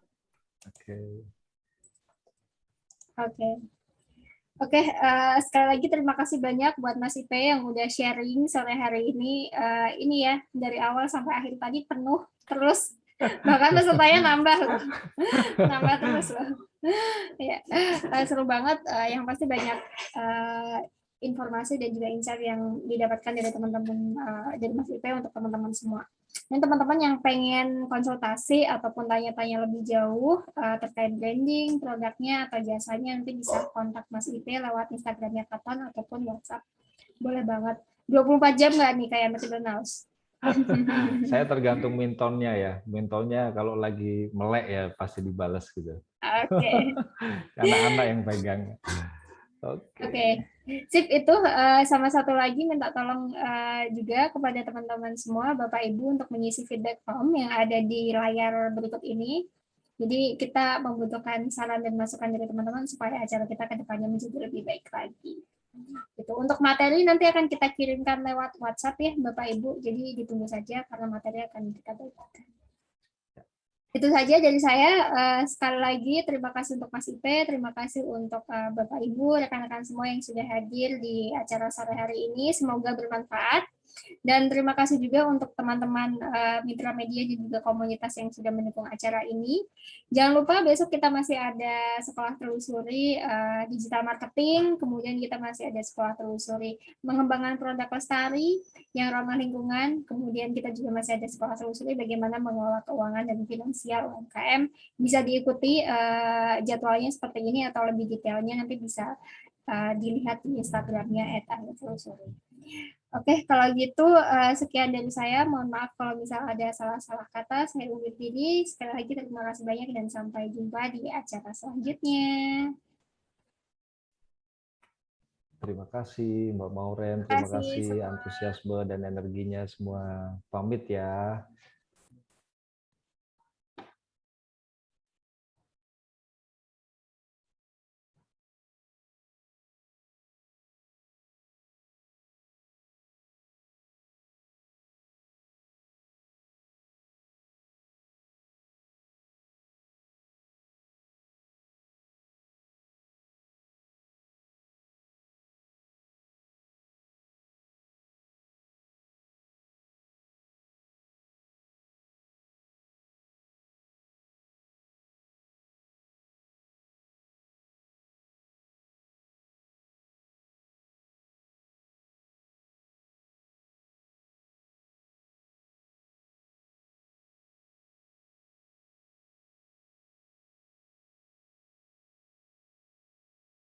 Bagi Bapak Tua, konservasi di Tomia sebagai bagian dari Taman Nasional Wakatobi adalah keselarasan kehidupan yang baik antara manusia dengan alam.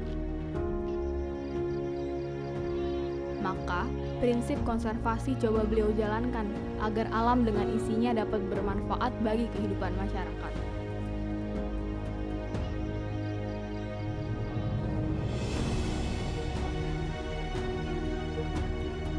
Dulu, ikan sempat berkurang di Tomia. Terumbu karang rusak. Hal itu lantaran masyarakat menangkap ikan dengan bom, bius, dan asal tanpa aturan.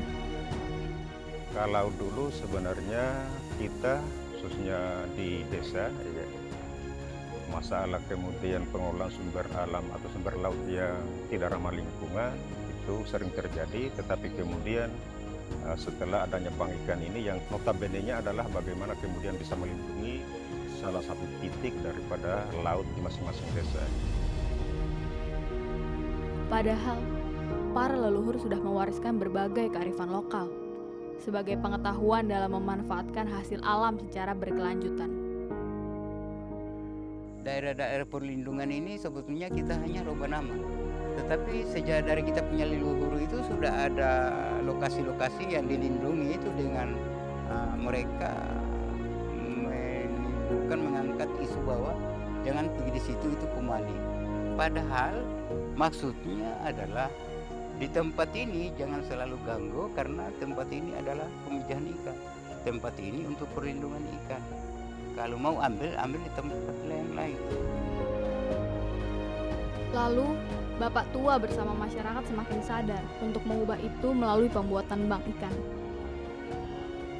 Ia dan masyarakat resah dengan hasil tangkapan yang berkurang, sekaligus kearifan lokal yang lalai mereka pelihara. Bank ikan itu salah satu areal yang dilindungi. Dipagar dengan apa? Tembok atau besi atau apa? Saya bilang tidak. Itu dipagar dengan kesadaran manusia.